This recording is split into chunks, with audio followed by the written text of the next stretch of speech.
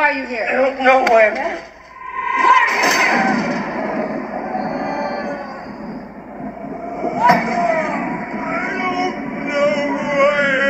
I got nightmares in my head, I fear.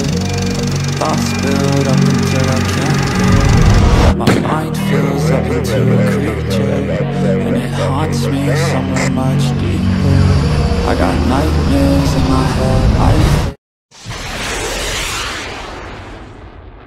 Hello and welcome to True Crime Rocket Science, the most authentic voice in true crime. What is self-esteem? What is it? Let's hear your answer right now in the comments. What is self-esteem? Self-esteem is how we value and perceive ourselves. In theory, changing our self-esteem is simply a matter of changing our perspective. By simply realizing we need to value ourselves more and perceive ourselves differently, we can change. We can elevate our self-esteem. In reality, though, this may be more difficult to maintain because we may be anchored, addicted, or dependent in ways that lock us in that we feel we cannot escape. There is also reality. It's one thing to value yourself and imagine you're a rock star. It's another to imagine that same thing, that you're a rock star if you're rotting in a prison, like, say, Chad Daybell. So self-esteem needs to be authentic to really work its magic. Self-esteem needs to be aligned with reality, needs to be realistic.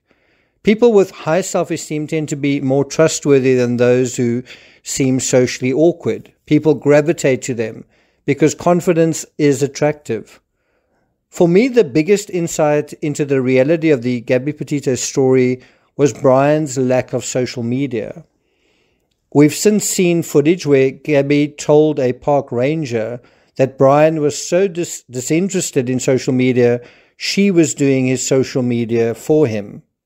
And I am control of Instagram. Like, I pretend to be him on Instagram. He can't even post a photo. Like, the world needs to see this, right? Like, you do amazing stuff. And so I always encourage him, and he's like, I just want to not have phones and be in the market. I'm like, that's great. That's a great lifestyle to live, but you got to tell people that you want to live that way. Like, it's hard because I'm the opposite. Yeah. Like, on the computer, you got to... You want to post about it. You want to, like you said, you want to write about it. Yeah. Not for anything, but just to, like, I don't know, as a way of work. Like, I want to have a travel blog. Like, so many people are traveling or want to travel, or so many people are stuck home and they read these blogs because they can't get out there. So I think it's really important to share. That body cam comes from the Plunder channel. I'll put a link to that in the description. One can see now from a mile away how Gabby's intention to make a living as a social media influencer as work, she actually mentions it here, on Instagram and YouTube, was always going to be a terrible idea for Brian, specifically because of her relatively higher self-esteem and his virtually absent self-esteem. This was the nexus that really drew the two inexorably towards disaster. I also think at the very moment Gabby wanted to leave Brian, decided to leave him, knew it wasn't working, that was the critical moment because it demonstrated Gabby's self-esteem. Of course, Brian's esteem was fatally contingent, was fatally tied to Gabby's, and so he knew without her, life wouldn't be worth living, and without her, all would be lost. Basically, losing Gabby was Brian's worst-case scenario because he depended on her for his sense of self. He derived all of his esteem from her. So to lose her was to lose life itself, all of it, all the joy, beauty, love, and happiness snapped away in an instant. Real self-esteem isn't based on someone else. It's not based on their opinion of us, on whether they love us or not, although it can and should be influenced by those sorts of things to some extent. You may not realize it, but there's a very strong correlation between self-esteem and trust. Self-esteem plays a large role in a person's capacity to trust. Just have a look at Brian's trust issues, writ large in this scribble with a skull and the words trust no one.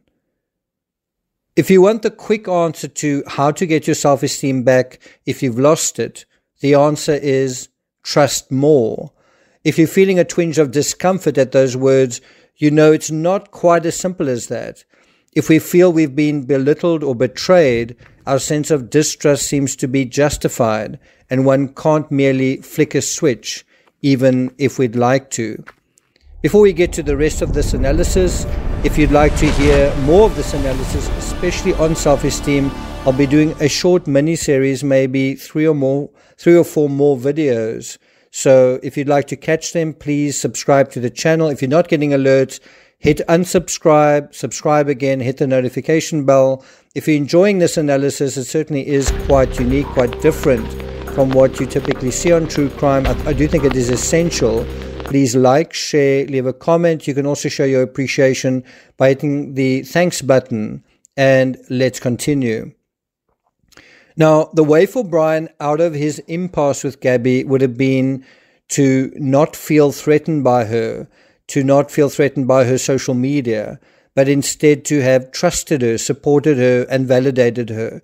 One of the issues that Gabby mentioned to this Ranger Hull was that they would go for a 5-hour hike, and then that was fine, spending so much time doing that, but then Brian was upset if she spent any amount of time writing about it or blogging about it. And of course, doing those sorts of things, trusting someone, supporting someone, validating someone, that's easier said than done. Because sometimes it feels like one is putting oneself aside when one is putting someone else first. And so clearly Brian failed to overcome his trust issues. Why? Because of his abysmally low self-esteem. But you know, the focus shouldn't just be on Brian when we talk about self-esteem. We also have to ask why Gabby was with Brian to begin with. I'll tell you why. She also had self-esteem issues. Gabby was from a broken home in the sense that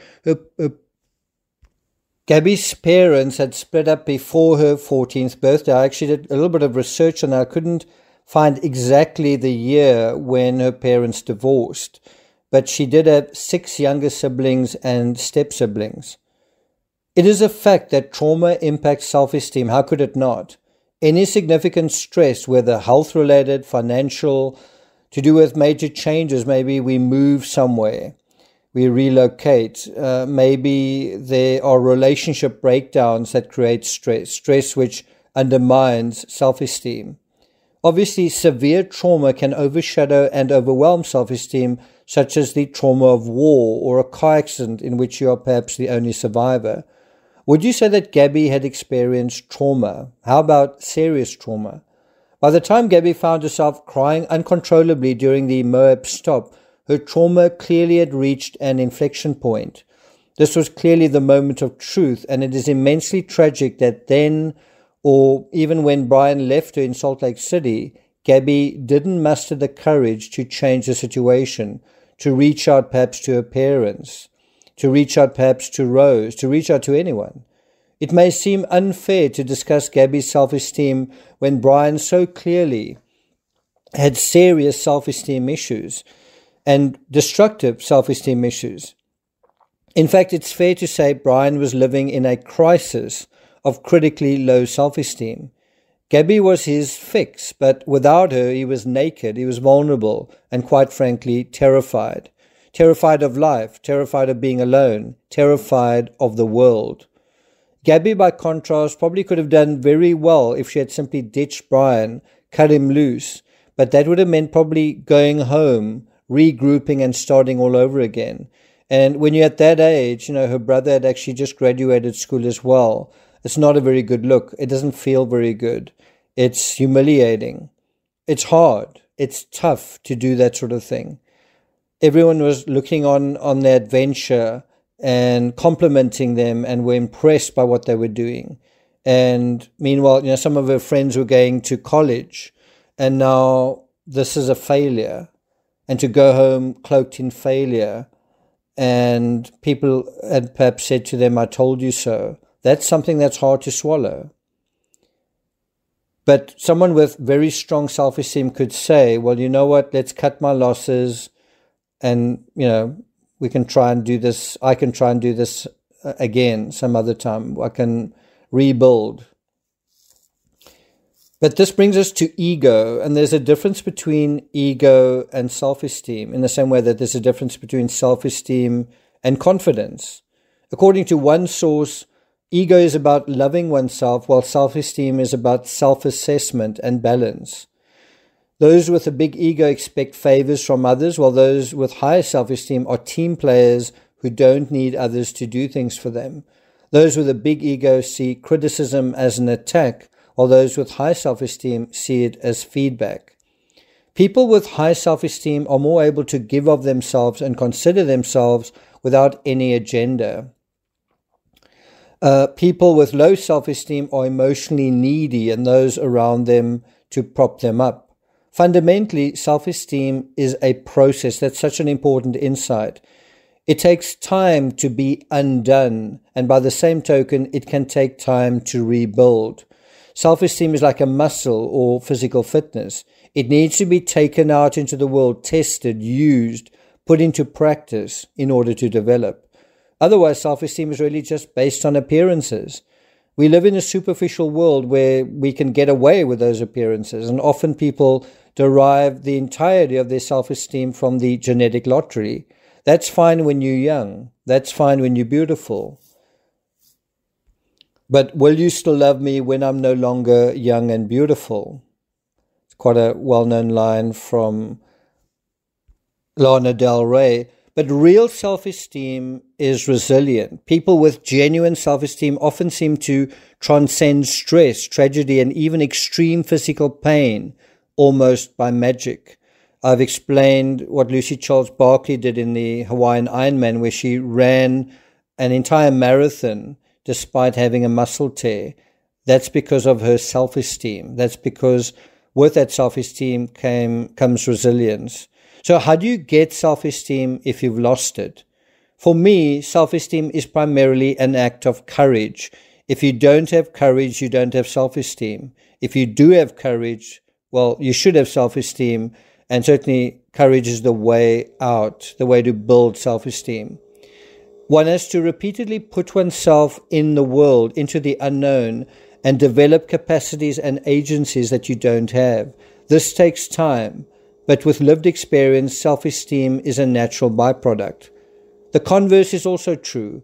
If we are always at home, always locked into our own habits and rituals, always by ourselves, inside a comfort zone, answering only to ourselves and not even answering to ourselves perhaps, always hiding inside a cocoon of safety, always in a sort of place of psychological avoidance, escapism, distraction, well, then we quickly become dysfunctional and out of touch with the world, out of touch with nature, out of touch with society, out of touch with our own natures. And then our skills, our capacities are going to rust, they're going to diminish, they're going to deteriorate.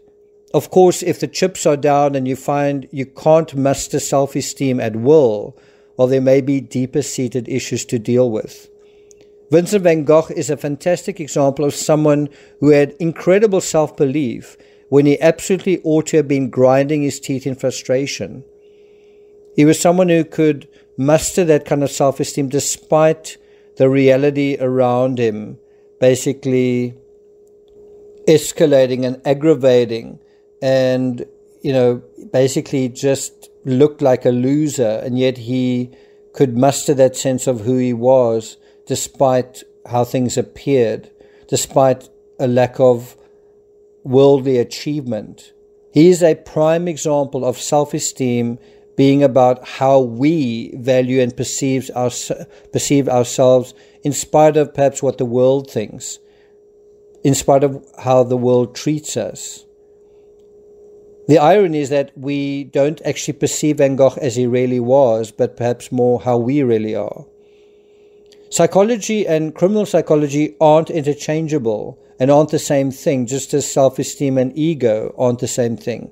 But the one does flow into the other. And in the next analysis, we'll examine Ernest Becker, the Pulitzer Prize-winning cultural anthropologist, and what he says about self-esteem, what it is, what it does, why it matters, and what it really means to have it. Thank you for listening, and I'll see you guys next time.